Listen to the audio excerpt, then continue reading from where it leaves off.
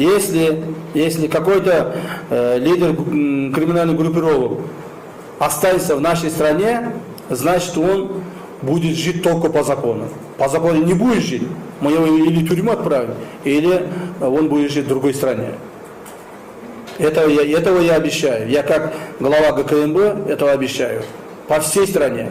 Говорят, что Досонова не ловит. Досонова поймаем. Досонова в скором времени мы поймаем. Никуда Досонов не денется. Мы знаем, где он находится. В соседних государствах находится. В Таджикистане находится. Переходит в Узбекистан. Только к нам переходит. Мы его поймаем скоро. И ему жить спокойно не будет. Вот недавно два человека из Досоновской группировки, США, как бы отреклись от своих прошлых криминальных действий. Они публично выступили. Мы их отпустили пока. Мы их пока отпустили. Но если дальше заметим, что они там каким-то образом будут привлечены к каким-то криминальным делам, мы их будем привлекать. Поэтому, уважаемые журналисты, уважаемая общественность, дайте нам информацию.